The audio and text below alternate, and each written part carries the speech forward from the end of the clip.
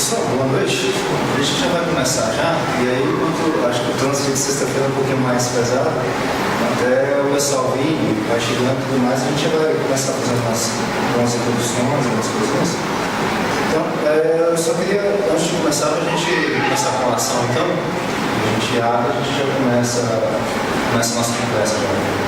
Senhor, graças te damos mais um dia que você tem nos dado. Muito obrigado, Senhor, por essa semana, pelas bênçãos que você tem nos dado, por você ter nos trazido aqui, Senhor, para aprender um pouco mais da tua palavra, Senhor. Abra os nossos entendimentos e esteja conosco. É o que nós pedimos e te agradecemos. Amém. Bom, em primeiro lugar, meu nome é Alexandre, sou líder do grupo da BC2 aqui em Brasília, tá? E em nome da BC2 eu queria já de antemão agradecer a presença de cada um de vocês, tá? Vocês terem disponibilizado um pouquinho desse tempo, uma sexta-feira, um sábado e tudo mais, para a gente conversar sobre algumas coisinhas de relação entre fé e ciência, mais focado na realidade que a gente vai trabalhar um pouquinho sobre essa conexão, mas com foco na criação de forma geral, de forma teológica e tudo mais, né? Então, a presença de vocês aqui para atender um pouquinho mais dessas, vamos dizer assim, dessas áreas que a gente trouxe aqui é essencial para a gente, tá? Bom, antes da gente começar efetivamente com a palestra de hoje a gente vai tratar um pouquinho sobre a criação, mas com foco um pouquinho mais teológico, um pouquinho mais de história da igreja. Tá? Aí amanhã a gente vai tratar um pouco mais pelo lado científico, na parte da tarde a gente vai tratar vai ter alguma coisa sobre o período de produção e tudo mais, e no final, na programação mesmo, para vocês verem o tempo, a gente vai manter a mesma programação, não foi nada alterado. Aí no final, na última palestra, a gente vai ver com todo esse conhecimento que nós temos, teológico, conhecimento bíblico e conhecimento científico, o que a gente faz com tudo isso. Vai ser a última palestra que a gente vai fazer a integração, mas ao longo da palestra e tudo mais, a gente vai acabar sempre dando de uma área entrando na outra, da outra área entrando na primeira, sempre a gente vai estar fazendo isso, porque o nosso foco aqui na realidade é para tratar da conexão entre fé e ciência, tá? E aqui no caso, como a gente trabalha em ABC2 com a fé cristã, tá? Mas antes disso, a programação toda, vocês podem ver ali no site, tá? Tem a programação, tem os horários, tudo direitinho lá. E só alguns recadinhos que eu queria deixar, e até no convite para vocês também, essa é a nossa programação que a gente vai ter vai começar. Então, eu queria até convidar vocês para as reuniões que nós temos aqui em Brasília. A gente se reúne geralmente ali lá na UNB, no Últimos 2, lá na Asa Norte, tá? E a gente se reúne lá, e nesse mês de agosto a gente vai ter 2 reuniões, e cada dia dessas reuniões a gente sempre trabalha com 2 horários, na parte da manhã e na parte da noite. Porque tem alguns que não podem à noite, podem de manhã, então a gente abriu as duas, vamos dizer assim, os 2 horários, tá? Então vai ser dia 7 e dia 21, e o tema desse mês agora vai ser um pouquinho mais aberto do que a gente vai trabalhar hoje, inclusive. Vai ser o mundo do Antigo Oriente Próximo. Então hoje eu vou até mencionar algumas coisas bem por cima mesmo, para não dar spoiler das próximas reuniões que a gente vai ter. Lá a gente vai abrir bem, vai poder desmanchar bastante sobre esse tema, inclusive, que a gente vai trabalhar hoje. Tá? E aí a gente tem algumas reuniões online, a gente sempre faz reunião online via YouTube, e os links são sempre esses aqui toda terça-feira, a partir de 8 horas, e é gravado, então você pode assistir depois, assistir no dia, e é sempre esse formato, PSB, traço e a data, tá? Eu sempre faço nesse formato, ou então você pode entrar lá dentro, onde tiver isso, e ir pelo canal mesmo. Então vai ter essas reuniões online que a gente tem, então a gente faz tipo um hangout, ou às vezes quando um outro companheiro não pode estar, fica só eu mesmo, a gente comenta sobre alguns temas, inclusive nos últimos 4 encontros que a gente teve terça-feira, vai ser um tema que a gente vai abrir um pouco mais amanhã à tarde, na última palestra, que vai ser sobre os modelos de interação entre fé e ciência. E foi o que eu falei para vocês. Pegando todo esse conhecimento de teologia e de ciência, a gente faz o que com isso para poder relacionar? E a gente tem modelos para relacionar isso. E alguns desses modelos tem naquele artigo do Denis Alexander, e foi nesse artigo que eu trabalhei via online 4 modelos. E amanhã, à tarde, a gente vai ver outros modelos um pouquinho mais, vamos dizer assim, um pouco mais elaborados, um pouco mais diferentes. tá? Porque no YouTube não dá pra gente entrar muito em detalhes, né? Isso é uma coisa mais superficial, porque depende muito do público, a gente não sabe qual o público, qual o conhecimento que eles têm. E os outros temas que a gente vai ter, tanto online quanto em reuniões presenciais da UNB, que a gente já está programado para esse segundo semestre, manuscritologia do Antigo e do Novo Testamento, ou seja, como é que a Bíblia chegou para a gente, essa Bíblia que nós temos em português. Ela não foi escrita em português lá, em Moisés, em Esdras e tudo mais, mas está aqui para nós em português. Esse texto que nós temos hoje em dia, tanto do Antigo Testamento quanto do Novo Testamento, ele é confiável, ele é bom, dá para a gente, vamos dizer assim, embasar a nossa teologia em cima dele, ou não, esses textos aqui a gente pode rasgar, esse aqui não serve. Então a gente vai trabalhar com isso, tanto no Antigo quanto no Novo Testamento. A gente vai trabalhar com outro tema que é como a gente faz para ler Gênesis de 1 a 11. Então a gente vai trabalhar com todos aqueles textos mais polêmicos sobre criação, dilúvio e tudo mais. Aí a gente vai ter um olhar um pouco mais teológico em cima do texto bíblico e em cima também do Antigo Oriente Próximo que a gente vai ter mês que vem, né? Aliás, nesse mês de agosto, em cima desse assunto que a gente vai ter. Então a gente vai abrir um pouquinho mais sobre Gênesis. Tá? E aí a gente tem alguns textos do Alvin Plantinga, o Closer, dá para ver? Tá, né? Do Closer.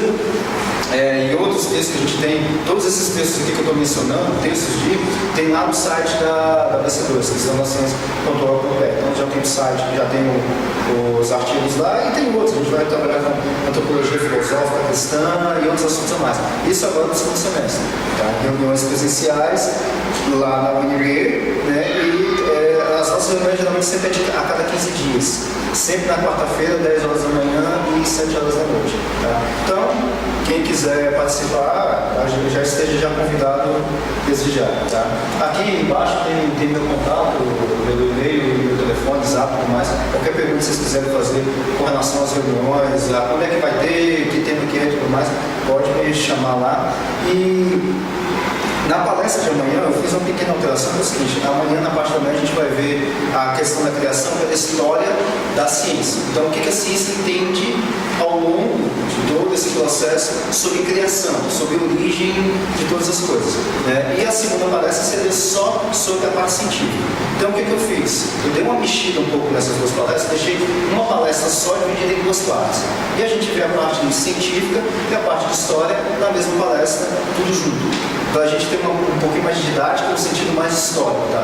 A gente falou toda a história, agora a gente volta e fala da ciência. Não tinha ciência antes, então eu só dei essa mexidinha, tá? Só para ficar um pouquinho mais linear, um pouquinho mais simples. Passou essa lista de presença que tem aí, e o e-mail já tem lá, porque a gente vai mandar na segunda-feira um formulário para vocês darem uma avaliada como que foi as palestras e tudo mais. E o certificado da participação vai para o e-mail a partir da semana que vem, tá? Para vocês. Os slides também, esse de amanhã, ou com o Thiago também, se vocês quiserem, só me pedir por e-mail ou pelo WhatsApp, me manda um slide tal, eu mando, não tem problema nenhum. Só um outro detalhe que o pastor aqui, o pastor Fabiano, eu congrego aqui nessa igreja também, e uma coisa que ele mesmo queria deixar bem claro é que aqui a gente está utilizando apenas o espaço, que a gente só está usando o espaço que eu pedi mesmo para ele, e aqui a gente está como ABC2, não como a Igreja Batista da Graça, que é aqui. Então, não tem nenhum vínculo, as palestras que a gente vai ter aqui, os comentários e tudo mais que a gente vai ter aqui, não tem nenhuma relação com a igreja local em si. A igreja tem sua posição e tudo mais, a ABC2, já vou dar uma adiantada, não tem posição nenhuma, tá? Eu e o outro palestrante tem a sua posição particular, mas não é, vamos dizer assim, interferente uma com a outra, tá? Então a igreja está completamente não interferente no evento em si, tá? E um último recado, então, que a gente já começa, eu sempre mando via Zap os eventos que a gente tem. Então, eu criei uma lista de distribuição e segunda, terça-feira eu mando o link do vídeo que vai ter na terça-feira. Reunião quarta-feira, a gente vai falar sobre isso, talvez o link de algum artigo e tudo mais que a gente vai trabalhar. Se alguém tiver interesse, pode mandar um e-mail ou me chamar lá no Zap, menciona na lista e tudo mais, e aí toda semana, 1 a 2 vezes por semana, eu mando esses anúncios, essas coisas todas. É só anúncio de evento em si mesmo, tá? As coisas que a gente tem de reunião e de reunião online, tá? Apenas isso. A gente tem um grupo no WhatsApp WhatsApp, onde a gente conversa, troca material, faz algumas discussões e tudo mais. Se alguém também tiver interesse, é só me chamar e eu também pulo lá. Tá? Então, é esse os recados. Não sei se já viram, aqui nesse lado esquerdo aqui tem banheiro feminino e masculino, tem um café, um chá, um biscoito, pode ficar à vontade ao longo da nossa conversa aqui. Aqui a gente está fazendo um negócio um pouco mais, não é restrito não, é mais uma conversa com algumas figurinhas, tá? Essa é mais ou menos a dinâmica que eu quero fazer aqui com vocês. Então tem água ali, pode ficar à vontade, tá? Bom, então, para vocês que chegaram agora, boa noite, meu nome é Alexandre, tá? Eu acabei de passar, a gente não começou ainda, só acabei de passar uns recados aqui, rápido, só vou passar com vocês aqui, coisa bem simples, bem rápida. A gente tem algumas reuniões, que eu estava mencionando anteriormente, a programação toda que a gente vai ter aqui das palestras estão lá naquele site, que acho que vocês já conhecem, estão lá, não foi nada alterado ainda, continua. A gente tem reuniões aqui da BC2 aqui em Brasília, que fica lá na UNB, o Multiuso 2. Tá? Então a gente tem reuniões presenciais. Nesse mês, agora de agosto, a gente vai ter sempre as reuniões na quarta-feira, de 10 da manhã e 7 da noite. Quem puder ir de manhã ou à noite, tá? Eu deixo livre esses dois horários.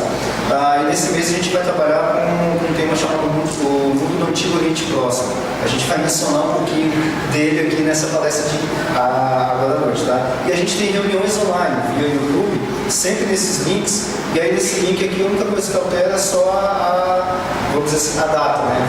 Ou o númerozinho, mas é sempre nesse padrão. Ou então você entra lá dentro e tem um canal, e lá toda terça-feira, 8 horas da noite, a gente tem reunião online. Então a gente comenta sobre um determinado artigo, conversa sobre um determinado tema, e aí tem alguns temas futuros que a gente quer trabalhar, tanto virtual quanto presencial, vamos mitologia, do Antigo e Novo Testamento, como que a gente faz palestras de 1 a 11, teológico, científico, ao mesmo tempo, e outros temas mais nessa hora do segundo semestre. Tá?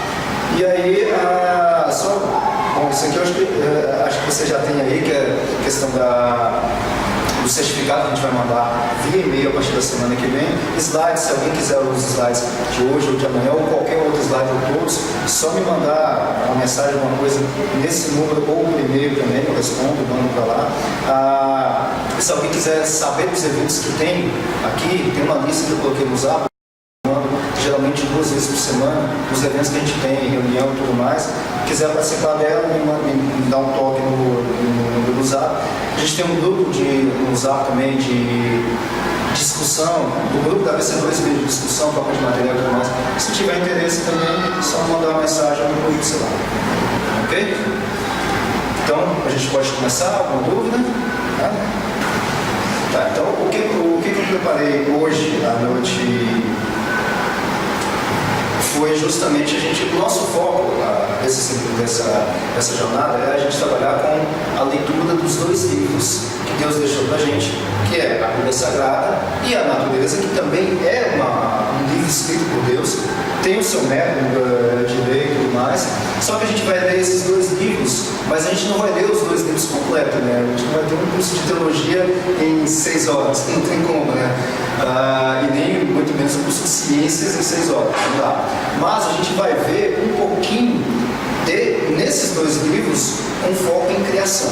Criação agora no sentido amplo, né? Tanto no sentido de parte teológica, quanto na parte científica. Beleza, eu sei a parte teológica e a parte científica. O que eu faço com isso? Vai ser objeto da nossa última palestra, que vai ser depois que a gente tem esse conhecimento sempre focado na questão da criação. O que a gente faz com esses 2 conhecimentos? Como é que a gente relaciona a fé cristã e a ciência pelo lado ou pelo âmbito da criação, isso usando tanto a palavra de Deus quanto a natureza, lendo esses 2 livros. Como é que eu faço para ler esses 2 livros? Tá? Então esse vai ser o nosso foco, e hoje a gente vai começar falando sobre a criação. A criação, o que eu me refiro com criação? Criação de tudo. Criação do universo, da terra, do homem, qualquer coisa relacionada a origens. Tá? E é um negócio engraçado que a ciência não trabalha com origens, mas a ciência tem alguma coisinha que depois da origem a coisa continua assim. Então dá para a gente inferir um pouquinho da origem pela ciência, né? E o que a gente vai ver hoje é a criação de tudo isso, mas através da história da igreja, um pouquinho mais com um olhar teológico. Como é que ao longo da história da igreja, e aqui, você sabe, aqui, a história da igreja é extremamente ampla, é muito densa. Eu passei aqui, por exemplo, aqui na igreja, falando sobre, por exemplo, na escatologia do Antigo e do Novo Testamento. Eu gastei, se eu não me engano, acho que foram 7 aulas de escola dominical falando só sobre isso. E só do ponto de vista histórico. E agora a gente está vendo, na escola dominical aqui na igreja também, em reuniões à parte, história da igreja. Não dá para secar aqui. É muita coisa, é bastante coisa. E aqui eu vou fazer, da mesma forma como a história da igreja é muito denso, eu vou fazer recortes de dentro da história da igreja sobre criação. Então aqui você vai ver, mas esqueceu de falar disso, isso daqui, muita coisa eu vou ter que deixar de lado porque é bastante conteúdo. Tá? Então eu fiz pequenos recortes, tá? E esses são esses recortes que eu quero mostrar para vocês. Então, o que a gente entende ou o que a gente conhece sobre criação antes da reforma, durante a reforma e depois da reforma? Porque a reforma para a gente é quase um marco, vamos dizer assim, do ponto de vista histórico, é como se fosse uma certa barreira, um limite que parece que o nosso entendimento, tanto bíblico quanto de eclesiologia e tudo mais, parece que foi meio que modificado. O que estava antes da reforma e depois da reforma. É claro que no período na reforma é um período muito grande, porque a gente tem a época da pré-reforma, depois da pós-reforma, tem a contra-reforma e tudo mais. E alguns dizem que a gente ainda continua na reforma até os dias de hoje, né? A reforma não acabou ainda, né? Mas aí eu fiz um recorte meio que forçado nesse período. O que é antes, durante e depois da reforma, sempre com olhar na criação. A gente não vai trabalhar com outras doutrinas e outros entendimentos aqui bíblicos, tá? Bom, então, para começar, nada melhor do que vamos dizer assim, o texto da criação, um dos mais belos textos que se referem a toda a natureza em si, que é o Salmo 19. Os céus declaram a glória de Deus e o firmamento anuncia a obra das suas mãos. Um dia faz declaração a outro dia e uma noite mostra sabedoria a outra noite. Não há linguagem nem fala, onde não se ouça a sua voz. A sua linha se estende por toda a terra e as suas palavras até o fim do mundo. Nele expôs uma tenda para o sol, o qual é como um noivo que sai do seu tálamo e se alegra como um herói, a correr o seu caminho. A sua saída é desde a extremidade dos céus e o seu curso até a outra extremidade, e nada se esconde ao seu calor. A lei do Senhor é perfeita e refrigera a alma. O testemunho do Senhor é fiel e dá sabedoria aos simples. Essa palavra está digitada errada. Eu que digitei, então o corretor deve ter digitado uma coisa simples. É simplistas, não. Ao simples, tá? E aqui a gente já começa a observar, se a gente for olhar por esse texto aqui, a gente já começa a observar o que o salmista nessa época, vamos colocar uma data mais ou menos para esse salmo, vamos arredondar aí para o século X a.C., o que ele entendia como criação, o que ele entendia como universo, o que ele entendia como natureza. E só nesse texto aqui a gente já consegue, inclusive, saber qual que era o conhecimento, entre aspas, científico, do que esse salmista interpretava ou levava em conta do que era a natureza, do que era a terra, do que era o universo e tudo mais. Só por esse texto aqui a gente já consegue tirar alguns detalhes. Tá? Por exemplo, a questão que um dia faz declaração outro dia, e uma noite mostra sabedoria a outra noite, porque na visão do salmista ele vê mudança de um dia para a noite, e ele vê essa mudança acontecendo, e essa linha que ele fala é justamente essa linha por onde o sol caminha, é como se fosse o movimento do sol, e aí ele fala, é igual um noivo que sai do seu tálamo a correr o seu caminho, e a sua saída é de uma extremidade do céu até a outra extremidade. Então, dá para até, vamos dizer assim, chutar qual que é a visão que o salmista está tendo. E a visão que ele está tendo é a mesma visão que nós temos hoje em dia, no nosso dia a dia. A gente vê o sol nascendo, o sol nasce, fica até o meio-dia, dá uma torrada aqui nesse calorão de Brasília e depois se põe. E a gente está vendo o movimento do sol. A gente vê o sol se movimentando, a gente vê a luz se movimentando. E esse movimento que a gente está vendo aqui, parado aqui, é o mesmo movimento ou é a mesma dinâmica que o salmista estava vendo. Tá? Bom, e aí agora vamos sobre o que é o início ou a criação de todas essas coisas, mas com um olhar científico. Isso aqui parece a ideia do Big Bang. Não, a gente não vai falar de Big Bang hoje, tá? Nem de explosão, nem de nada. Bom, o que nós podemos tirar de criação ou de entendimento da criação na história da igreja? E aqui eu estou partindo da história da igreja, na realidade, justamente do que a gente marca como história da igreja, a partir do segundo século. Não é nem criação pelo olhar bíblico, porque aí a gente vai ter que olhar muita coisa e vai extrapolar bastante. Então eu estou olhando ali no século II, Teófilo de Antioquia, se não me engano, é de 115, 120 mais ou menos. Então eu estou olhando dessa data daí para frente, período da história da igreja, tá?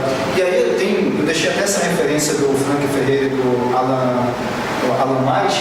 É um livro excelente, ontologia sistemática excelente, e ali tem muito conteúdo bom. Inclusive, muita coisa do que eu peguei aqui foi lá desse texto.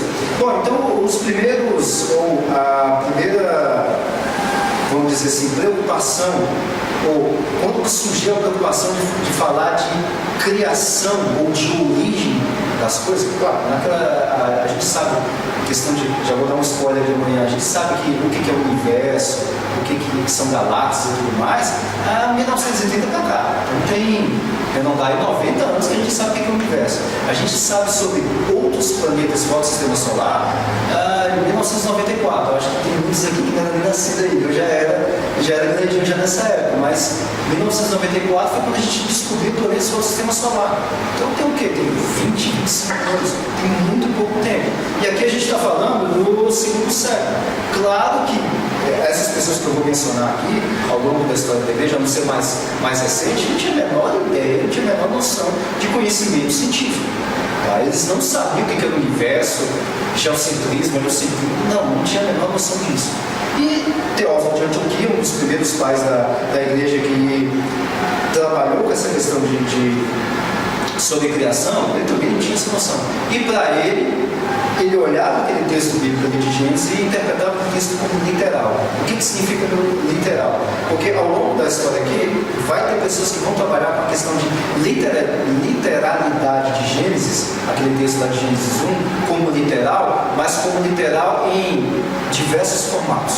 Tá? Vai ter diversos formatos. Por exemplo, tem um literal que é 6 dias de 24 horas, tem um literal que é 6 dias, mas que os dias não são de 24 horas, tem oscilações em períodos de tempo, porque a gente tem período de tempo montado hoje, depois da criação, e não na criação em si. Vai ter outros, que eu vou mostrar aqui para vocês, que a criação foi em um único dia instantâneo, e cada um daqueles dias são ângulos diferentes de visão para ver aquela criação. Então foram 6 ou 7 anos de visão de uma criação que foi em um único dia e não foi nem de 24 horas, foi uma criação instantânea. Tá? Então quando a gente fala de criação literal, eu esqueci de deixar isso anotado, eu estou me referindo a isso. Então quando eu falar de criação literal, eu vou explicar o que é que esse pai da igreja entendia como criação literal. Por exemplo, o Teófilo de Antioquia, ele entendia como literal de 6 dias e 24 horas. Tá? No caso do Teófilo de Antioquia, ele entendia justamente dessa forma. Já o Orígenes, por exemplo, no livro Contra Céus e de Princípios, ele criticava uma interpretação de 6 dias de 24 horas, né? E aí ele até chega a mencionar vamos dizer assim, umas contradições quando você lê o texto de dias de 24 horas sequenciado. Então, Orígenes ele acabou pegando isso e colocando meio que um alegórico. Ele acabou alegorizando essa parte da criação. E aí quem defendia Orígenes do século III, vamos arredondar, 260, 270, então um pouquinho depois de Teófilo de Antioquia. Né? E aqui eu estou citando pessoa específica, mas não é unicamente essa pessoa.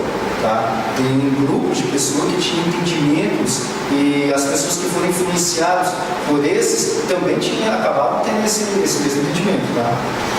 Depois, no século IV, a Basílica de Cesareia, digitação Cesareia, com C maiúsculo, e Ambrósio, ali no século IV, 350, 60, mais ou menos depois de Cristo, o Basílio, por exemplo, nessa aula do Hexámetro, ele já, na criação sobre os 6 dias da criação, ele já rejeitava a alegoria de Orígenes.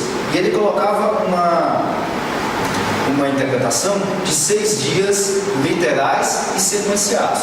Já Ambrósio tinha aquela ideia que eu acabei de mencionar. A criação foi em um único dia e os outros 5 ou 6 dias eu estou olhando por anos da mesma criação. Então ela é meio que literal.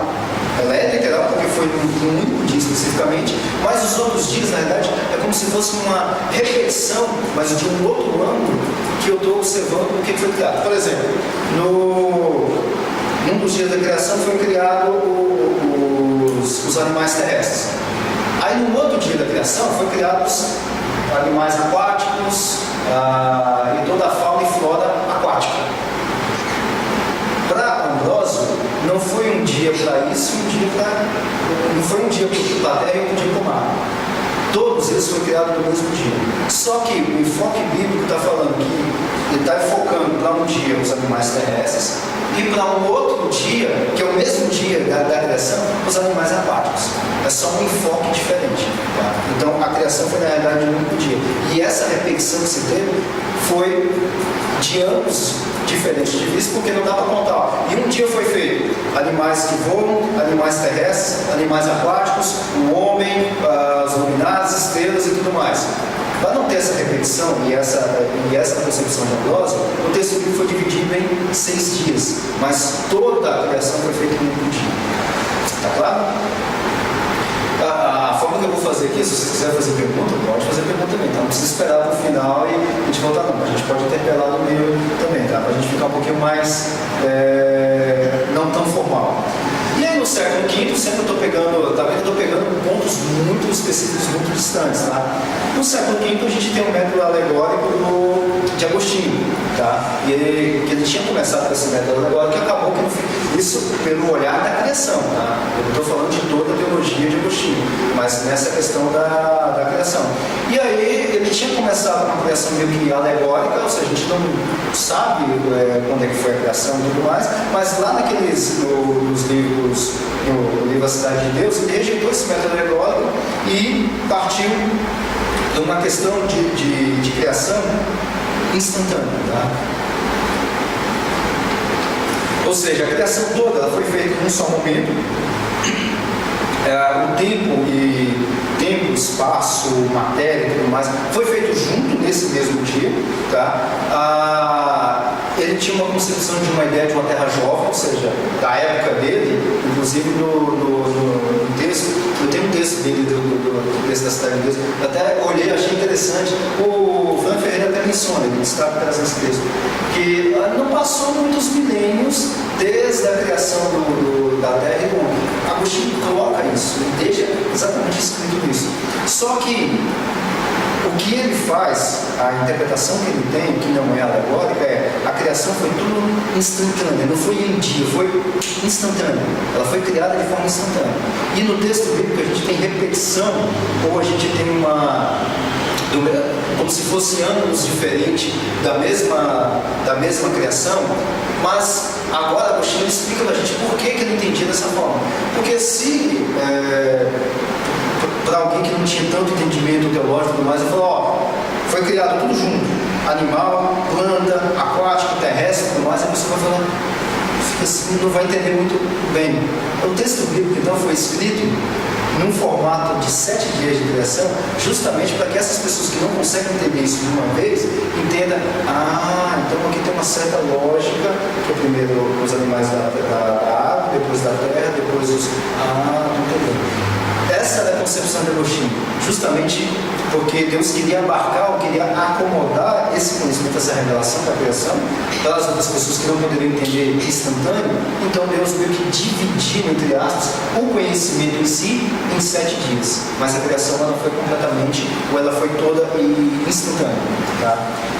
E aí a gente passa bem rápido, por exemplo, Anselmo, né, um outro pai da igreja no século XI, 1080 depois de Cristo, no livro Porque Deus se fez homem, novamente para ele a criação é instantânea em um dia só. Tá? E ele acaba bebendo muito da fonte de Agostinho, justamente por causa dessa questão, dessa condição de acomodação. Ele queria que o ser humano fosse acomodado com uma ideia de criação instantânea mas para não chocar logo o ser humano de cara, não, teve um processozinho, mas esse processo na verdade foi instantâneo, tá? Então eles meio que trabalhavam com essa ideia justamente para os mais fracos. Tá? No século XIII, já em 1260 e tudo mais, aí a gente tem Tomás de Aquino, nesse livro A Criação, a Conservação e o Governo do Mundo, é um livro em português bem interessante. Nesse livrinho, ele pega um pedaço da obra dele, da Suma Teológica, se não me engano é a questão 4 e a questão 5, completa, que está relacionada somente com a criação, e eles fizeram esse livro. Tá? E aí, dentro desse livro, que é somente sobre criação, o Agostinho ele vai falar que de uma criação de um único dia, a criação toda foi feita em um único dia, mas com esses ângulos diferentes em cada dia, focando num ângulo diferente, meio que voltando à ideia dos outros pais da igreja. Só que Tomás de Aquino ele abre um pouquinho mais essa questão da criação, e ele começa a ver que tem um componente adicional.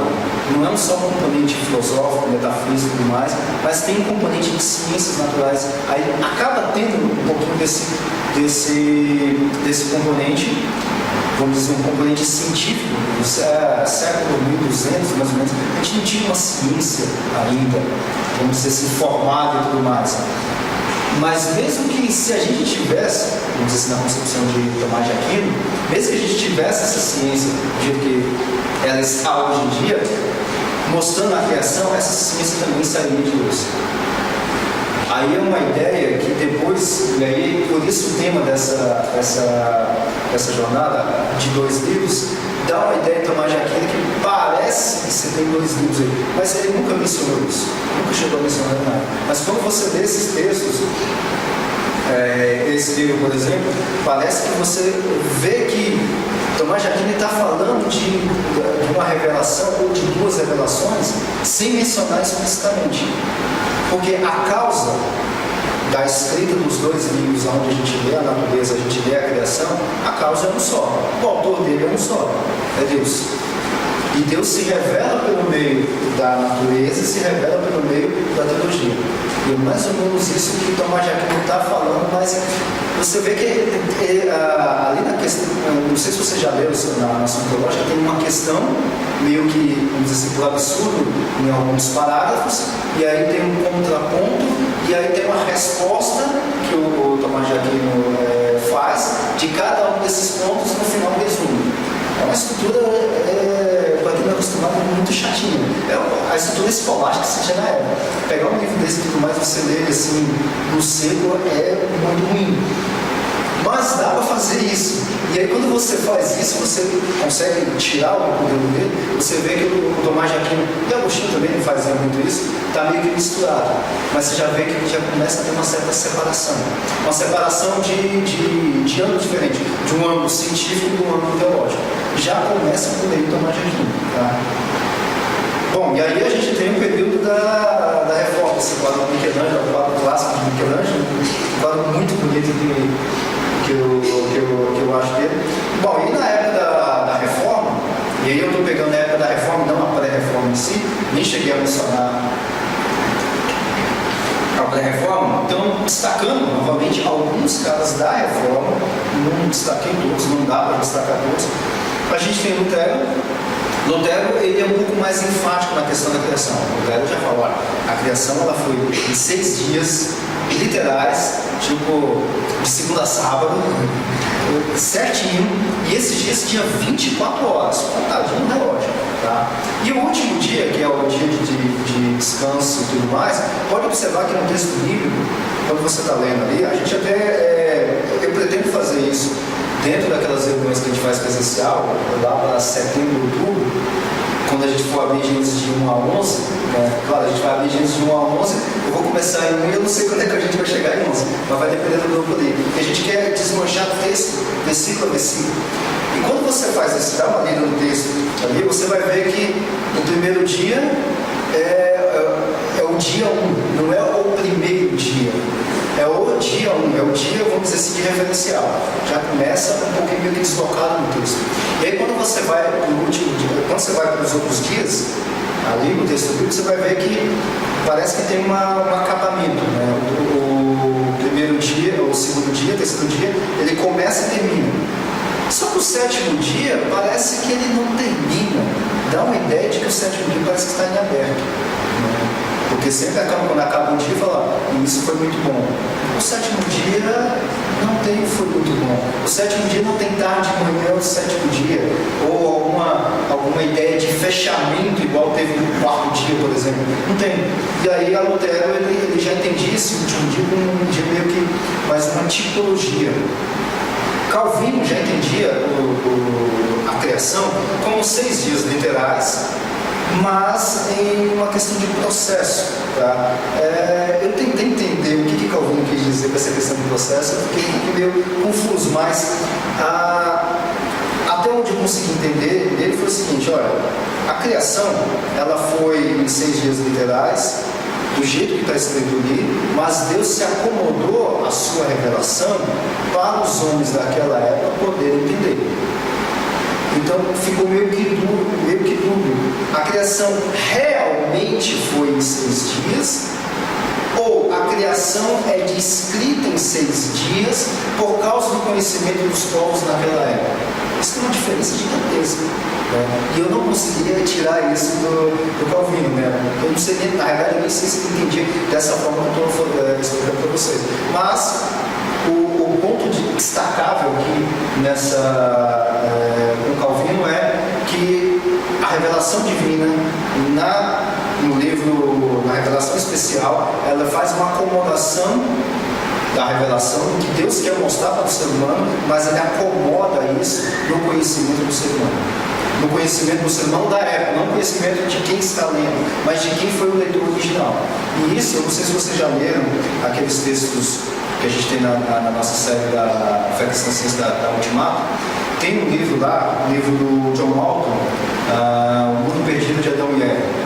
E tem até um outro livro que foi traduzido agora, O Mundo Perdido do Dilúvio.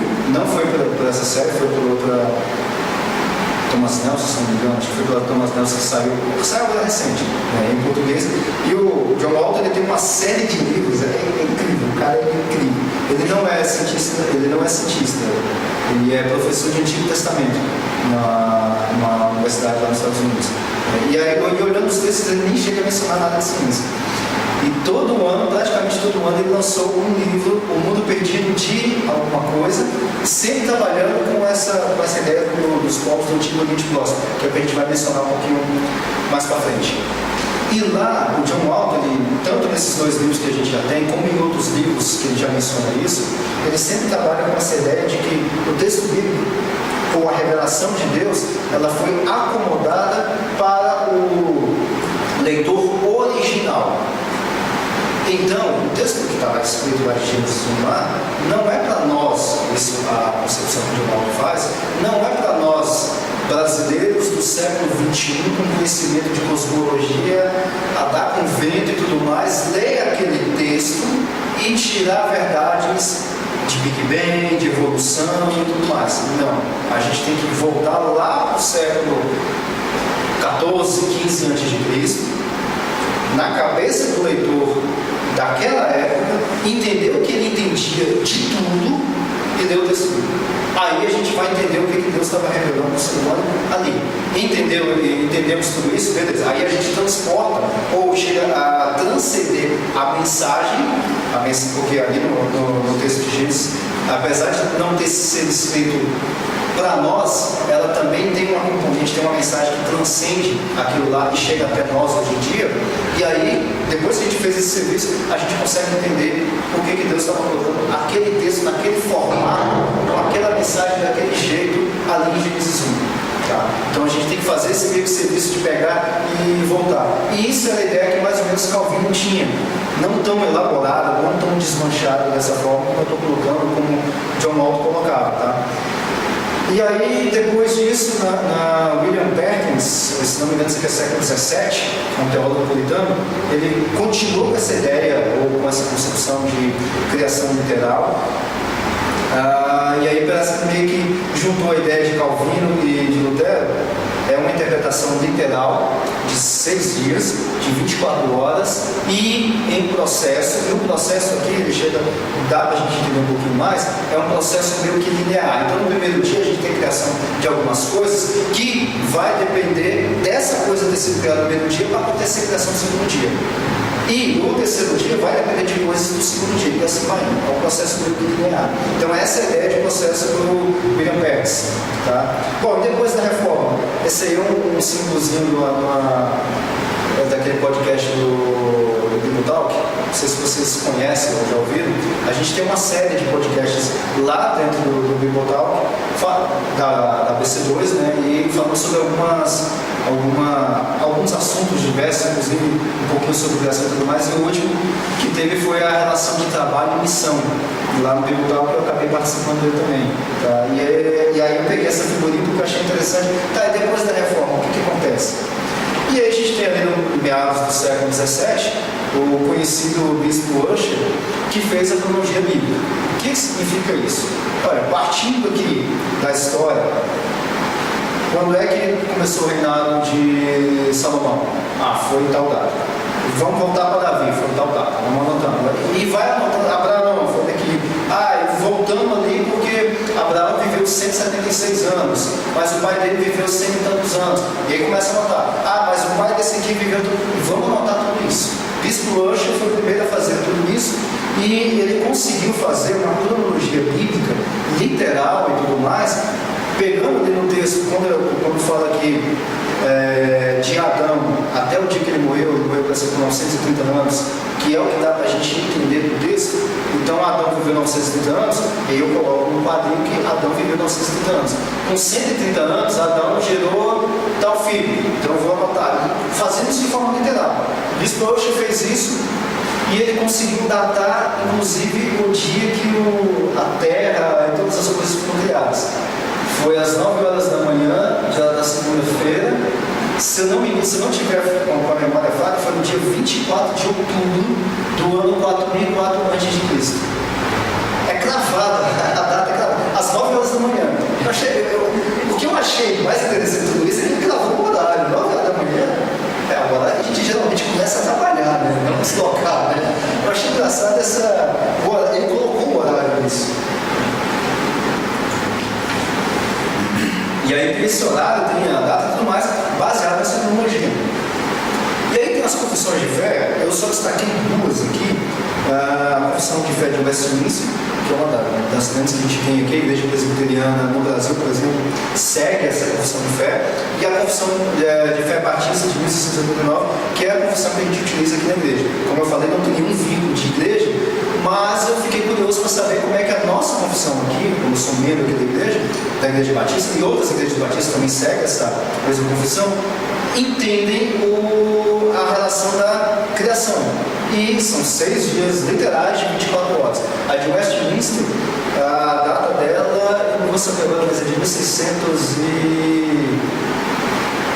depois de 1659, não lembro a data exata agora. A Batista de 1689.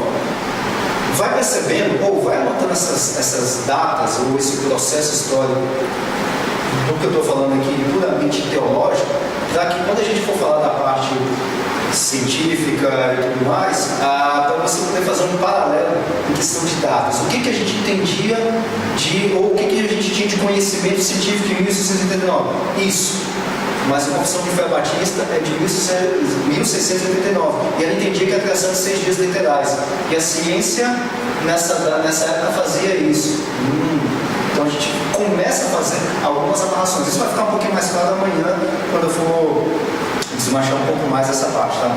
Charles Roger, século XIX, Warfield, o Marken, Francis Schaeffer, agora um pouquinho mais recente, década de 60, 1960, por ali, eles não entendiam, e aqui eu estou destacando alguns, tá? Tem muitos outros, não entendiam literalidade de 6 dias, ou seja, os 6 dias que são ali não são literais de 24 horas, são dias representativos. Alguns deles, por exemplo, acreditavam que eram períodos de milhões ou até milhões de anos, que eu não sei se todo mundo conhece, mas a gente vai mencionar um pouco mais, que é o que o criacionismo progressivo ou o criacionismo da Terra Antiga interpreta esse texto inicial. De cada um daqueles dias tem milhões ou até bilhões de anos, então tem eras muito longas ali, tá?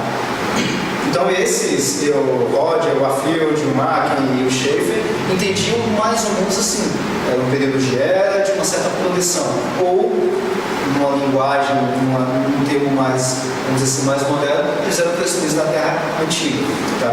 No final do século XIX e no século XX, adentrando já no século XX, a gente tem várias tentativas de... Eu consegui escrever essa palavra, mas eu não sei se consigo falar ela. Teologização da teoria de Darwin e críticas a algo ainda em construção, ou seja, do conhecimento científico, do processo de evolução que se tinha naquela época. No final da década de 50, a gente tinha um paralelo com a teologia liberal. Traduzindo isso em outras palavras, seria mais ou menos o seguinte: e a gente vai ver isso melhor amanhã à tarde. O modelo de Darwin, a teoria de Darwin, a teoria da evolução de Darwin, foi ali de 1800, no finalzinho do século XIX. Quando lançou ela, tem todo um processo dentro do século XIX, e eu queria muito poder trabalhar um pouquinho mais com essas ideias, mas aqui não vai dar, mas a gente vai ter aqui na igreja um outro evento sobre isso, e depois, se quiser, eu aviso até como é que vai ser, que vai ser sobre teologia natural. O século XIX é basicamente o século da teologia natural. O que a gente entende de teologia natural hoje é um pouco diferente da teologia natural do século XIX, ali com William Paley. Você deve ter ouvido falar dele, do relojoeiro, ou do relógio que a gente achou ali no meio de uma areia e tudo mais. E aí dá uma ideia de design, mas o design não é o design que nós temos conhecimento hoje, ou do movimento do design inteligente. É outra coisa diferente, tá? E tudo isso estava fervilhando ali no século XIX. O Paley acabou influenciando o trabalho dele em teologia natural, acabou influenciando um pouco o Darwin.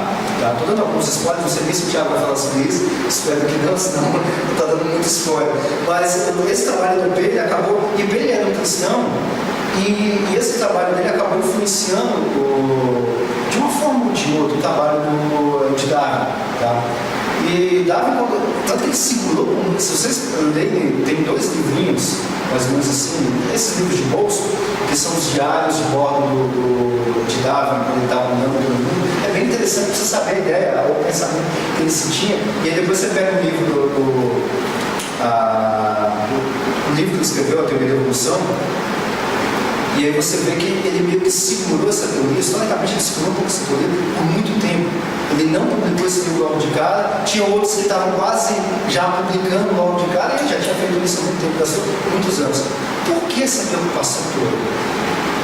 Isso vai acabar combinando, isso vai acabar, vai ter uma mistura muito grande, porque nessa época, no século XIX, a gente tinha ainda, vamos dizer assim, começando em alta, muito em alta mesmo, a questão da teologia liberal. Vocês devem conhecer sobre a questão da teologia liberal, onde tenta voltar à interpretação bíblica, mas de uma forma onde a gente, vamos dizer assim, a gente retira tudo que é transcendente, sobrenatural e tudo mais, e tenta interpretar a Bíblia como um livro qualquer, não como um livro inspirado por Deus. Claro, estou aqui simplesmente fazendo um negócio muito superficial do que é a teologia liberal. A teologia liberal é muito mais do que isso. Mas a ideia deles é mais ou menos essa, de poder entender a Bíblia como se fosse um livro, simplesmente igual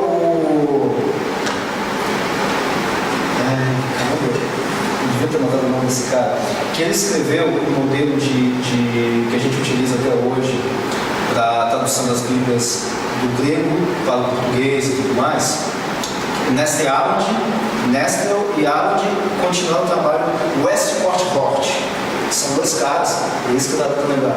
Eles são dessa época, de 1880 e tudo mais, dentro da teologia liberal, tanto que Westcott e Hort fizeram um modelo de manuscritologia bíblica, de manuscritologia do Novo Testamento, onde ele faz junção de textos do Novo Testamento, e aí a gente junta tudo isso, tem um determinado método para ser feito isso.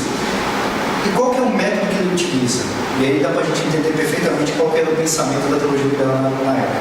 um dos pressupostos do Westcott Hort para trabalhar com manuscritos do Novo Testamento para montar um arquétipo ou um texto, então vamos colocar, não sei até quanto que vocês conhecem de manuscrituras do Novo Testamento, mas em palavras simples, eu vou juntar vários manuscritos do Novo Testamento e vou escrever aqui do lado, olhando todos esses manuscritos, a gente tem mais de 15 mil manuscritos do Novo Testamento, juntar tudo isso aqui e escrever, e esse texto que eu vou escrever, baseado nesse manuscrito, esse aqui é o texto mais perto que nós temos do original, das palavras originais em grego do Novo Testamento. Para mim fazer isso, para mim olhar cada manuscrito, porque tem manuscritos que são com o propósito de serem alterados e tudo mais, eu tenho que achar um método para mim poder olhar esses manuscritos.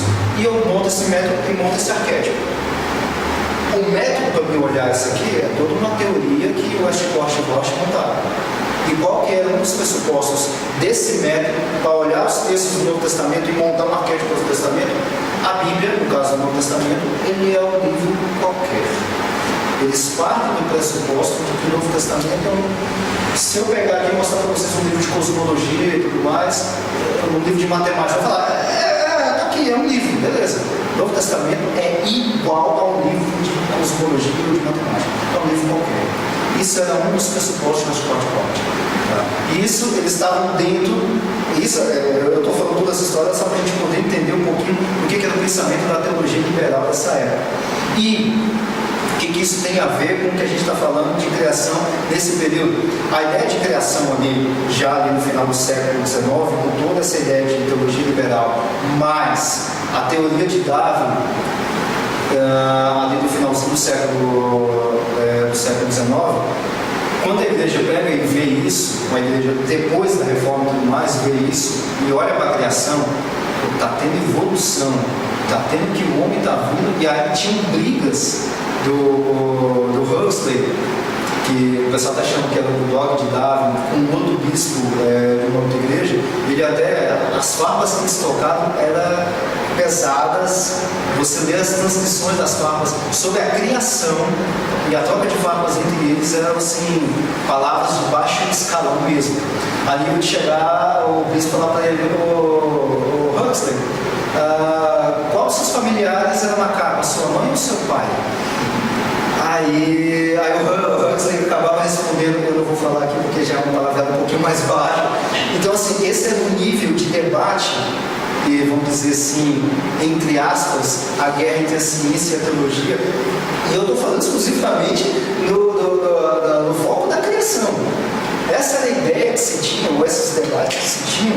Por quê? Porque acabava endurecendo cada vez mais os teólogos, por um lado, endurecendo para a criação, e aí a gente tem o movimento fundamentalista em 1919, 1920 para cá, tá? É um movimento que pegou muito mais os batistas do sul, lá nos Estados Unidos, é um movimento que acabou se espalhando, isso tem outras construções no meio da história da igreja, e no meio deles acabava endurecendo essa interpretação literal de 6 dias de 24 horas.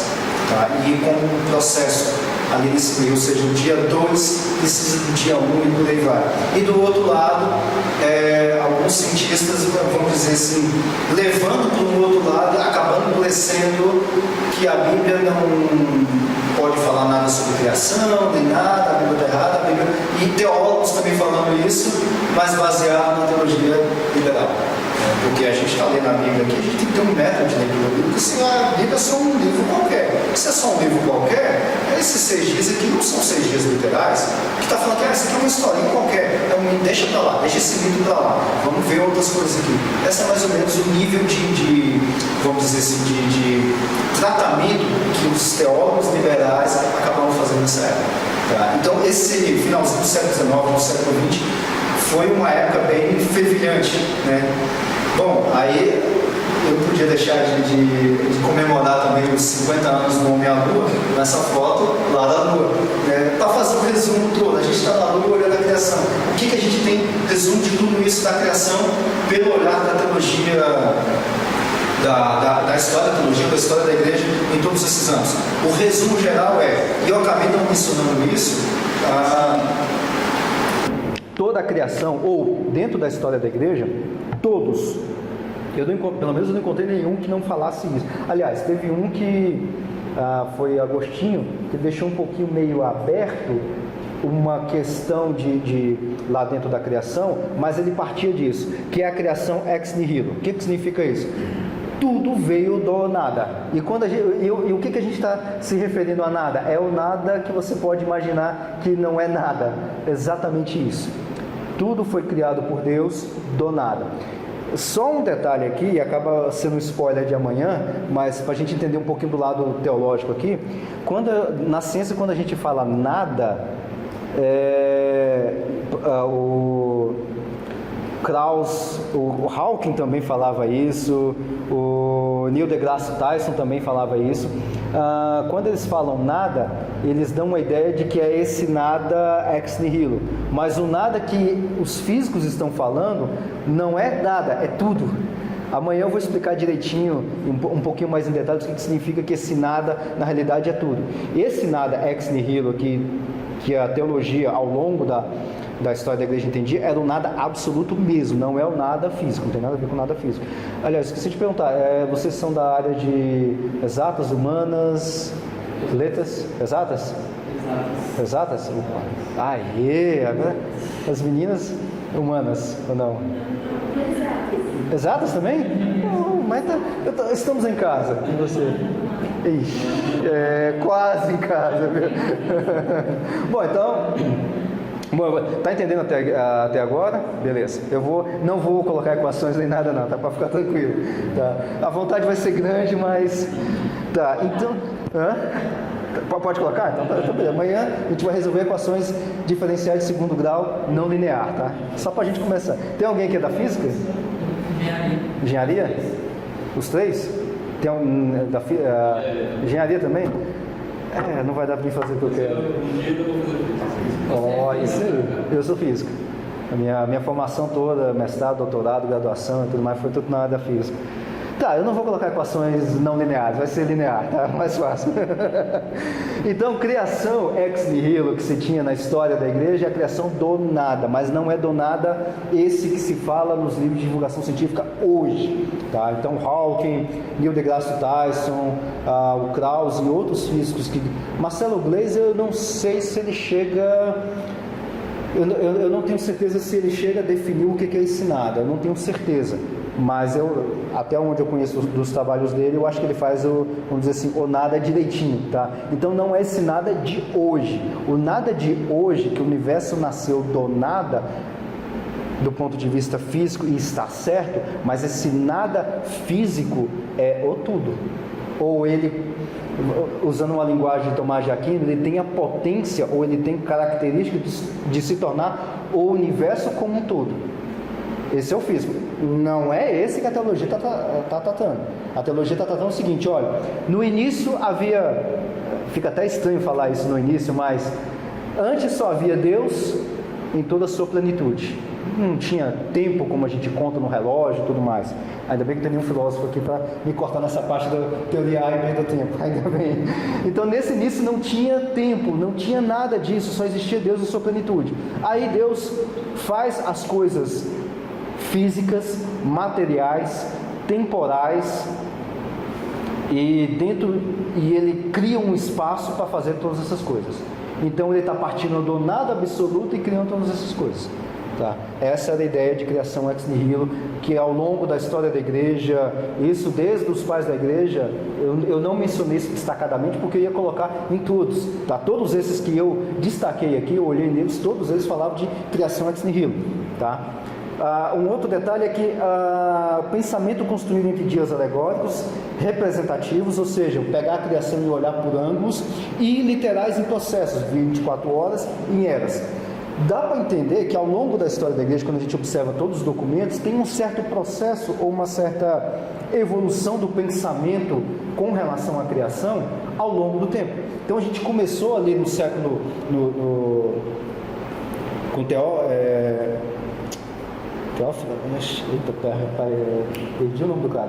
O de Antioquia, do século II, Teófilo, Teófilo de Antioquia, e ali a gente começa a ver que ali tem um certo pensamento, foi 6 dias literais, mas eu não sei muito bem como é que são esses dias literais. Aí depois vai caminhando, e a gente tem as escolas de Antioquia e as escolas de Alexandria, com métodos alegóricos e tudo mais, e a ideia de criação daquele texto lá começa a ser um pouco mais alegórico.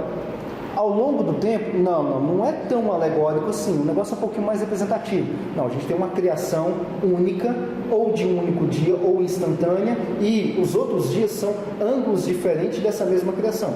E aí, tempos depois, ao longo da história, a gente vai ver que tem uma certa mudança de pensamento na história da teologia da igreja, que isso vai alterando. Não, a gente tem uma criação de 6 dias literais, e cada um desses dias são dias de 24 horas. E mais recente, um pouquinho depois da teologia, ou até imerso dentro da teologia liberal, a gente vê que esses dias não são literais, mas são eras, que é o criacionismo progressivo, surgiu mais ou menos nessa época. Então tem uma certa, vamos dizer assim, eu não vou dizer uma evolução do pior para o melhor nem nada, mas tem uma certa mudança, tem uma dinâmica, tem uma mudança ao longo desse pensamento. E a criação é um outro detalhe que é bem destacado na história da igreja. A criação sempre tem um começo, e esse começo é sempre o espaço, o tempo e a matéria surgindo juntos ou instantâneo na criação ex nihilo. Não importa como que o pai da igreja ou outro teólogo observava a criação, 6 dias literais de 24 horas, ou um dia instantâneo e ângulos diferentes e tudo mais, qualquer um desse formato, a criação ou tudo começa, matéria, espaço e tempo, sempre ao mesmo tempo, tá?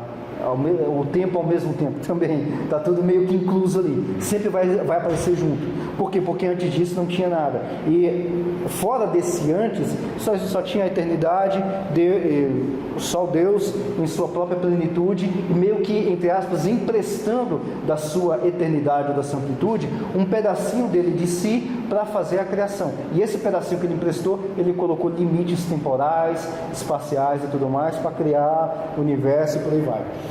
E até o século XVIII, a gente tinha uma ideia de fixismo e catastrofismos. O que significa isso? Significa o seguinte, que até o século XVIII, 1700 e pouco, a gente tinha a ideia da criação, e já tinha algumas ideias de evolução, mas amanhã o Tiago vai mencionar um pouquinho mais sobre isso. Eu não coloquei aqui porque a igreja, ou dentro da teologia cristã, nunca tratou o assunto da doutrina cristã assim, de forma tão... de uma forma tão pesada como, por exemplo, soteriologia na época da Reforma, né? Não tem o mesmo peso, tá? Então eu acabei não destacando isso, mas amanhã o Tiago vai falar um pouquinho sobre, na questão da história da evolução, e ele vai mencionar isso, e aí vocês conseguem amarrar com esse período histórico. A gente já tinha algumas ideias de evolução desde a época de Aristóteles, por exemplo. Eu nem cheguei a mencionar aqui porque elas não eram relevantes para a história da igreja, ou não estavam inclusas dentro da teologia cristã. Mas o que eles entendiam como criação? E toda a história da igreja entendia isso. Fixismo. O que é fixismo?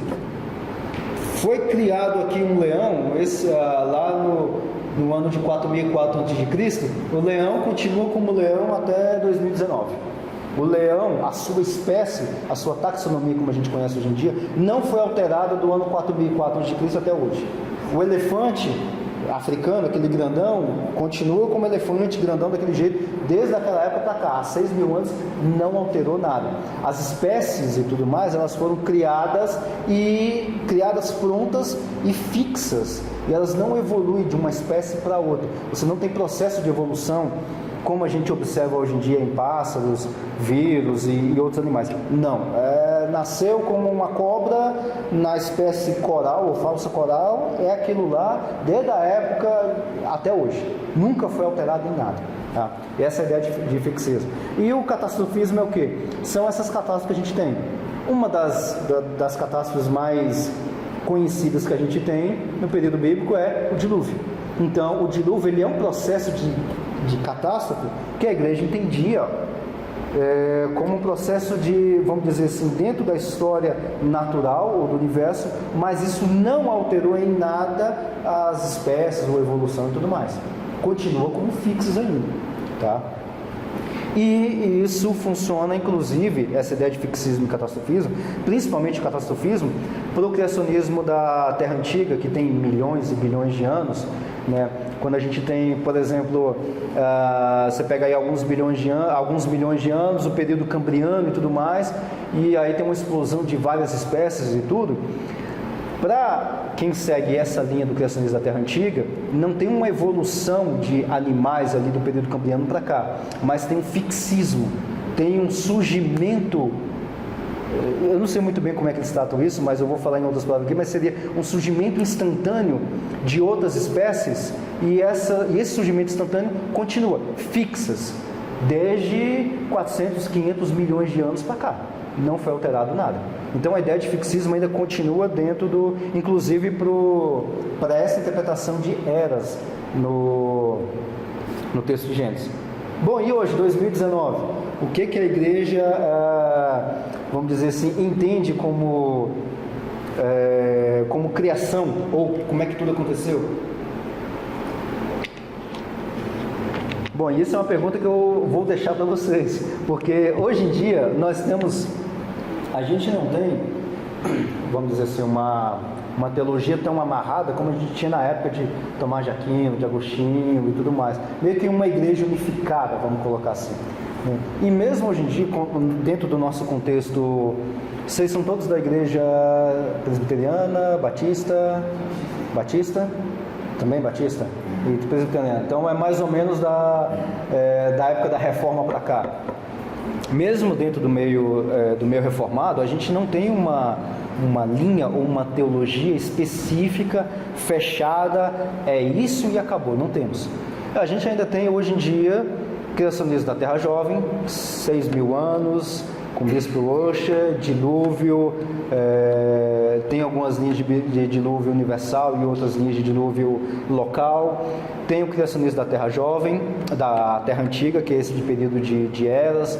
Tem alguns com, se bem que eu não conheço, com dilúvio local. Todos eles são dilúvio universal, se eu não estiver enganado.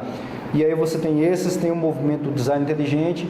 No canal Razões para Crer, em português, lá do YouTube, tem umas palestras que o cara colocou, ele colocou apenas 9.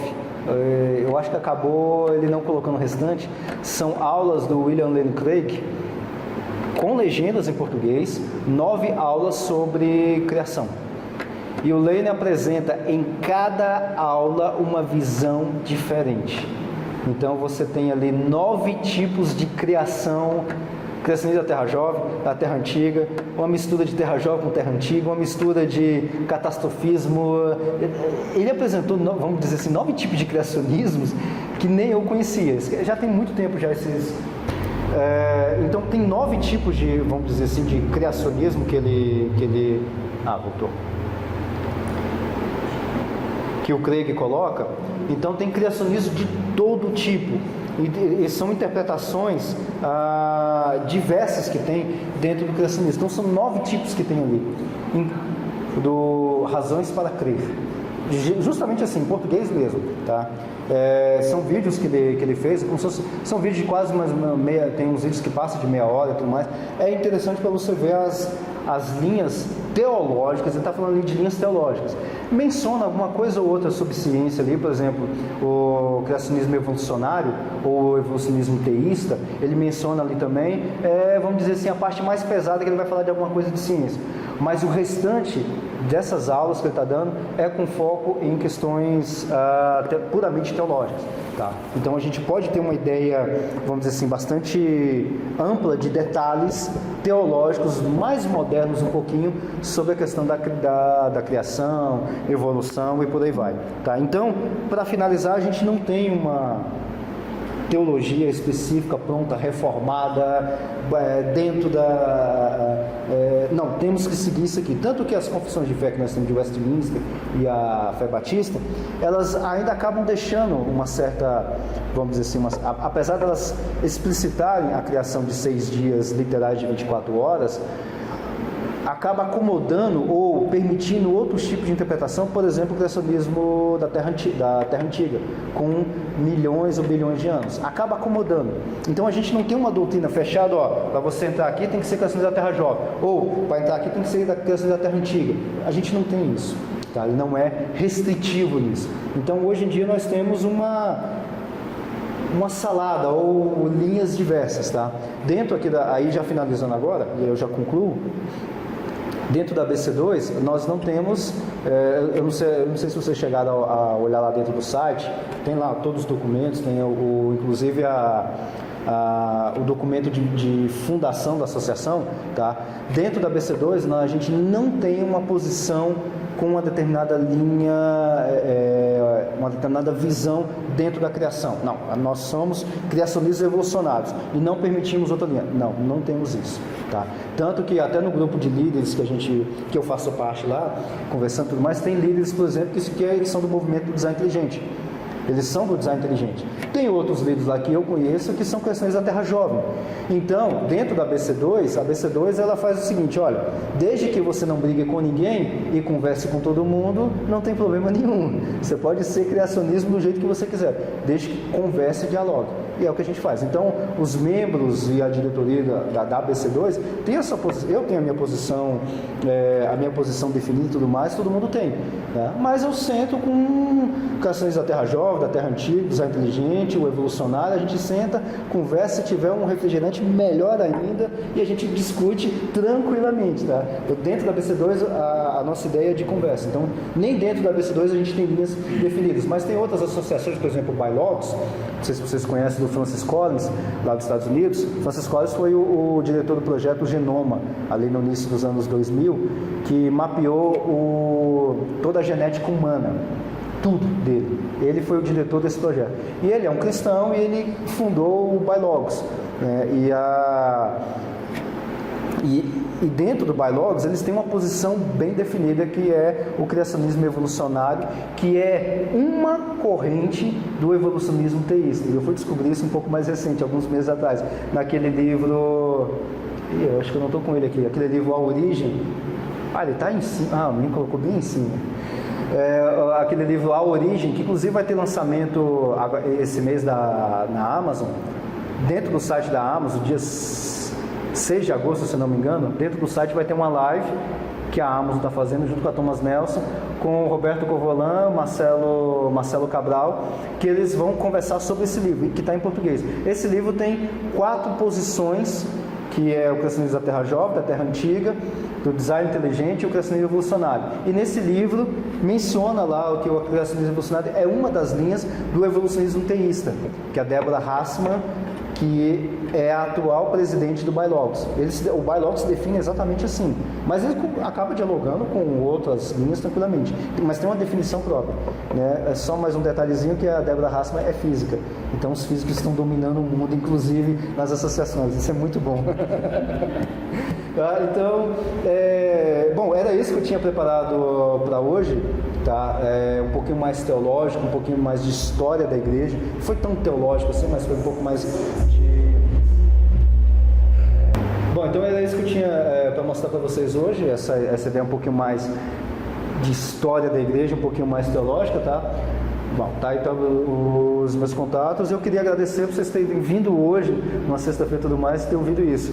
E a gente está em aberto para tirar dúvidas, conversar, o que vocês tiverem de questões a mais. Eu queria esse curso, não sei se eu mais especificamente do catastrofismo. Ele é oposto ao fixismo ou não? São ideias diferentes. São ideias. Fixismo, para mim, está claro. Não existe evolução entre espécies. Isso. Mas o que tem a ver com o catastrofismo? O catastrofismo é porque a gente tem algumas catástrofes. Por exemplo, se você pegar como período de Terra Jovem, a gente tem algumas catástrofes. O caso de dilúvio, o caso de... Tem alguns asteroides que... algumas rochas espaciais, eu não vou especificar tanto assim, mas algumas rochas que bateram na Terra e acabaram modificando o ambiente, tanto local e até um certo ponto meio que global. né? Então, por exemplo, dentro do criacionismo da Terra Antiga, que tem milhões e milhões de anos, algumas catástrofes que aconteceram na Terra, a gente tem, por exemplo, aquela do asteroide que caiu na Terra e matou os dinossauros. Isso foi uma das catástrofes. Na verdade, a gente tem catalogado 5 ou 6, eu vou até perguntar para o Thiago o número exato, catástrofes globais. Por exemplo, uma delas que aconteceu aqui, e a gente tem até estudos interessantes nisso, que parece que quem provocou essa catástrofe foi uma explosão de supernova, que é uma estrela que ela explode, né, e ela emite raios, radiação muito forte. E aí um desses feixes de raio veio aqui para a Terra e simplesmente deu uma torrada geral nas espécies há alguns milhões de anos. E essa torrada, essa destruição de espécies chegou a eliminar cálculos que se fazem a 95% da vida na Terra. Isso foi uma catástrofe gigantesca, né? Então a gente tem várias dessas catástrofes, porque isso acaba modificando o que vai vir depois. Por exemplo, nesse caso aqui, só sobreviveu 5% de vida. Tá, a gente tinha 95%, e agora? O que a gente faz? Surgem novas espécies fixas por causa dessa catástrofe.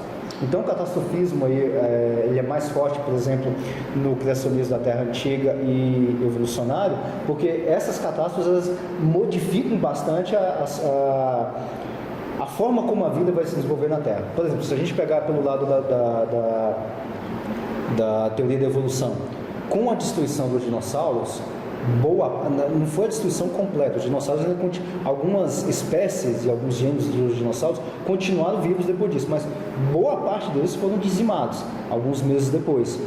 E por causa de dizimar justamente os maiores, os grandões, né, e ficaram só alguns pequenos, e pela evolução nós temos dinossauros hoje em dia que são as aves, que evoluíram de algumas espécies de dinossauros. Por causa da eliminação dos dinossauros nessa época, há 65 milhões de anos, permitiu a evolução de mamíferos. Porque até essa época os maiores mamíferos eram alguma coisa tipo o ratinho que nós conhecemos hoje em dia. Eram mamíferos pequenos. Porque a hora que ele começava a se desenvolver maior, ficava um negócio tipo um pouquinho maior, tipo um cachorro, alguma coisa um tamanho um pouquinho maior, vinha um dinossauro e não tinha seleção natural, não tinha evolução de mamíferos. Os mamíferos não evoluíram.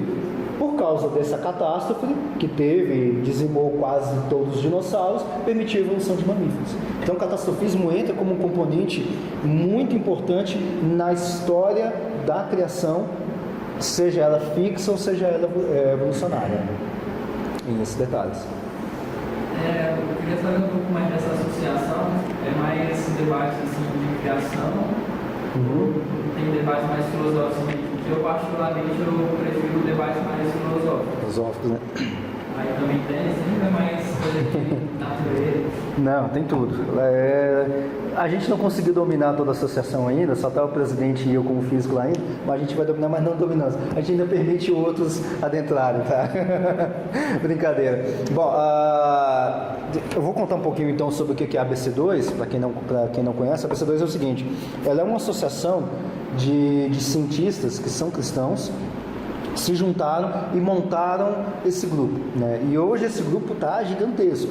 Inicialmente, até o ano passado, a ideia inicial era de formar 12 grupos, como se fosse nós aqui um grupo, em 12 cidades no Brasil, até o ano passado. Até agora, o mês de março, tinha 48 grupos e mais 30 querendo aprovação para abrir grupos novos no Brasil. Então ficou extremamente grande, tem muita gente. E o que a gente trabalha lá dentro? Trabalhamos com tudo, todas as áreas da ciência, todas, literalmente todas. Não sei se você conhece o Guilherme de Carvalho, do Labrie. Guilherme de Carvalho, tem o Labrie, que foi feito pelo Francis Schaeffer na década de 60, 70, tá? Era lá na Suíça, era uma instituição para poder, vamos dizer assim, acolher pessoas que querem ir para lá para estudar, para refletir e tudo mais, passa a semana toda, passa um mês estudando, tem biblioteca e tudo mais. Então essa ideia do Labrie foi trazida para o Brasil pelo Guilherme de Carvalho, Tá? E o Guilherme de Carvalho ele é vice-presidente da BC2, e o Guilherme ele trouxe, inicialmente ele começou na física, fez 2 anos de física, desviou, foi para teologia e para filosofia. Aí dentro da BC2 ele trouxe toda a carga de ciências humanas, filosofia e tudo mais. Tá? A área de humanidades inteira da BC2, quando abriu essa porta, naturalmente ultrapassou qualquer um da área de ciências exatas, física e tudo mais. Então, a maior parte não tem dados sobre isso, mas eu arrisco tranquilamente, pela convivência que eu tenho lá com eles lá, a maior parte da BC2 é com pessoas da área de ciências humanas, humanidades, filosofia. Tem uma quantidade gigantesca de pessoas da filosofia lá dentro, e os caras trabalham pesado. São professores de filosofia mesmo. Tem um cara lá no Rio Grande do Norte que, quando ele começa a falar e tudo mais, eu falo para ele: fala só um pouquinho devagar para eu poder acompanhar, porque eu não estou conseguindo acompanhar até onde é que você está partindo, onde é que você quer chegar. Assim, a carga deles são muito boas. Então, tem muitas boas áreas de filosofia especificamente, que é o que você está querendo. Tem bastante, tá? Tem a área de filosofia, ficou tão grande a área de filosofia dentro da BC2 que eles dividiram até em sub-áreas. Tem uma sub-área da filosofia lá dentro que se chama filosofia da tecnologia. Não sei se vocês conhecem. E tem uma área da filosofia que se chama filosofia da tecnologia mesmo. Tem livros, 2 livros que foram traduzidos da nossa série lá da Ultimato, de 12 livros. 2 livros são praticamente exclusivos sobre filosofia da tecnologia. Tem um com esse título mesmo, Filosofia da Tecnologia. E tem um outro que é Fé, Esperança e Tecnologia, do Schema, que são esse e o Werkman, eu não sei pronunciar holandês, são caras da filosofia da tecnologia. Então lá tem essas áreas. E o que mais a gente faz lá dentro, né?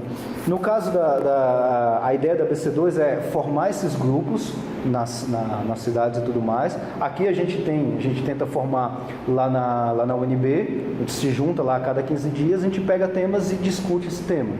E a forma como a gente discute é a forma completamente aberta. Então tem alguém que vai trazer para a gente uma palestra com slides, tem outro que vai trazer um estudo dirigido, tem outro que vai fazer uma roda e vão fazer perguntas. Então tem várias formas da gente poder conversar sobre esses temas, e os temas são diversos, tá? Ali, como a gente ainda está tentando vamos dizer assim, montar o grupo um pouquinho mais, para que ele seja um pouco mais frequente, então os temas que a gente já trabalhou, não está trabalhando mais, já trabalhou até agora, por exemplo, foi toda a parte de cosmologia e ciência da Terra, né? Claro, eu tive que começar com isso, né? Mas a gente já trabalhou, por exemplo, esse livro Fé, Esperança e Tecnologia, Filosofia da Tecnologia, a gente já trabalhou com esse. Trabalhou com aquele livro A Ciência de Deus, do Alistair McGrath. Nesse livro, o McGrath ele constrói um negócio que a gente chama de teologia científica. É uma mistura de filosofia, ciências naturais e teologia.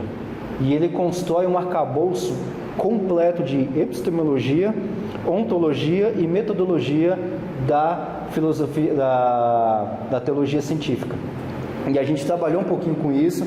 Esse ano, em janeiro, a gente trabalhou com filosofia puramente, que foi as teorias A e B do tempo, pelo olhar da filosofia, né? O menino que deu aula pra gente lá, o Marco, ele tá fazendo mestrado lá tá acabando agora o mestrado em filosofia, falando de teologia do tempo e tudo mais. Falei, cara, vai devagar, porque... Não, e o cara falando em coisas que eu explicava para ele poder me explicar em filosofia. Então eu explicava relatividade para ele poder me explicar sobre coisas do tempo ali. E travava, porque filosofia é um negócio muito mais... é bastante puxado. Então, a gente tem área de filosofia dentro da BC2, temos área de discussão, temos temas e tem muita coisa para a gente poder trabalhar dentro de filosofia, né? Filosofia especificamente, que é o que eu estou citando nesse caso, mas a gente tem outras áreas. Tem uma menina, por exemplo, que trabalha na área de educação, então ela está trazendo algumas coisas para a gente. Tem um pessoal da engenharia também que quer saber sobre alguma coisa sobre inteligência artificial e tudo mais. Eu não sei, eu só sei sobre inteligência, agora artificial eu não sei, mas a gente acaba trabalhando também algumas coisas disso, questões éticas e tudo mais. Tem um outro cara que terminou farmácia, mas ele está trabalhando com ética dentro da biologia, de forma geral. Então ele está trazendo temas de ética lá para a gente, né? Então a gente tem campos, muitos campos para a gente poder trabalhar lá dentro. E E o objetivo principal, então, é discutir essa interseção entre fé e ciência, tá? Tanto que de vez em quando a gente traz alguns temas teológicos. Então, por exemplo, no mês de março a gente teve aulas com o André. Acho que você deve conhecer o André, um galego lá da igreja. Aliás, eu não sei qual a igreja que ele é, mas ele participa do Vocatio. Não, o André Pena foi ele que falou para vocês, né? Não é o André Pena, é o outro André. Nossa, passou sobre o nome dele. Bom, ele deu aula pra gente lá. O André ele é de arquitetura, ele é da área de arquitetura e urbanismo. E ele falou pra gente lá sobre hermenêutica bíblica. Então ele trouxe conteúdo bíblico, hermenêutica, exegese, e a gente fez algumas aplicações bem superficiais, porque a ideia dele foi mais teológica do que aplicativa, na parte de Gênesis de 1 a 3. Acabou expandindo um pouquinho mais, mas puramente de hermenêutica bíblica. Então a gente trabalha também com muitos componentes bíblicos, parte de teologia bíblica, a gente trabalha bastante. E eu estou com alguns temas para trabalhar esse ano também, puramente teológico, por exemplo, manuscritologia, aquele como ler Gênesis de 1 a 11, muito mais bíblico, puxando um pouquinho mais da ideia de cosmogonias antigas, mas sem adentrar na parte científica, teoria de Big Bang e tudo mais, porque eu já trabalhei com isso. Então a gente vai trabalhar com esse texto de Gênesis de 1 a 11, com cosmogonias e com teologia puramente, praticamente, né? Vai ser com isso. Então a gente tem fé, ciência, o que você pensar que tem de área lá, a gente trabalha, a gente junta, acaba trabalhando. Existe relação entre as reuniões que você falou que são online e essas reuniões presenciais? Para eu participar da presencial, eu preciso participar da online? Não. São distintos temas, por acaso? Elas são completamente distintas e separadas. Inclusive eu estou fazendo as online, eu estou fazendo elas um pouquinho mais de cunho geral, né? Lá dentro, lá na reunião, a gente acaba trabalhando em determinados momentos tem um pouquinho mais técnicos, de uma coisinha ou de outra. Lá no online, não. Lá no online, na maioria das vezes, a gente, praticamente quase todas as reuniões eu fiz com o pessoal assistindo, só eu falando, por exemplo. E aí lá, nessas online, são bem superficiais, bem mais tranquilos. Os assuntos são independentes. Eu tento não misturar. Por exemplo, nesse mês agora a gente vai trabalhar com o mundo do Antigo Oriente Próximo. E eu quero trabalhar nesse mês de agosto com algum tema que não esteja relacionado com ele, para não ter essa ideia de complemento. Não, vamos complementar. Não, eu quero trabalhar, eu estou pensando em fazer agora nesse mês, talvez sobre visões, criacionismos, né, ou algum outro tema que eu estou preparando ainda para a próxima terça-feira, mas alguma coisa, ou até alguma coisa meio de cosmogonias diversas, mas alguma coisa que não vai interferir no tema da reunião em si, tá? Eu tento deixá-las bem separadas. Posso até trabalhar com o mundo do Antigo Oriente Próximo na reunião online, mas no mês de setembro, outubro para frente, para não ter esse nexo de causalidade. Que, por exemplo, tem uns colegas que assistem comigo, tem um colega que ele é católico, ele não é do grupo, né? A gente acabou trabalhando junto lá na UNB. Tem um outro colega, eu acho que ele é católico, eu não tenho certeza, mas acho que ele é católico também, que foi um orientando meu lá na universidade, lá na Católica, e ele assiste os vídeos e tudo mais. Tem um outro colega lá no Rio Grande do Sul, da ABC2, que ele gosta de vez em quando ficar assistindo também. Então, assim, é bem público, católicos. Tem um outro colega que ele é ateu, ele não acredita em nada, mas ele gosta de conversar comigo sobre essas coisas, e ele assiste também. Então eu tenho que abarcar, assim, de quem não acredita em nada a quem é reformado, de quem é da área de exatas a quem é da área de humanas. Então eu tenho que falar com todo mundo, numa linguagem de todo mundo. Aí lá no online eu faço a coisa bem mais geral, eu não adentro muito em detalhes. Oi?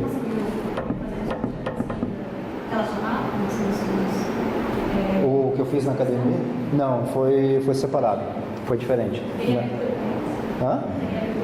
Para fazer? Tem. Inclusive teve um TCC lá na Católica, que eu me formei na Católica em graduação. E esse menino também, ele fez um negócio que eu achei interessante. Ele falou sobre criação lá dentro da Católica, do curso de Física, né? E ele trabalhou um pouquinho com a ideia de Tomás de Aquino, a física e a ideia de cosmologia em Tomás de Aquino dentro de um TCC. Tem abertura, tem algumas aberturas. Esse outro cara, por exemplo, que eu mencionei, o Marco, da filosofia, ele trabalha com filosofia da religião, e essas áreas de filosofia que ele está trabalhando com algumas ideias do Alvin Plantinga, né? Hã? Não, o Portugal, ele é o orientador dele. O Portugal Cuco, né? Ele é o orientador dele. O Alvin Plantinga é uma das bases que ele acaba utilizando, né?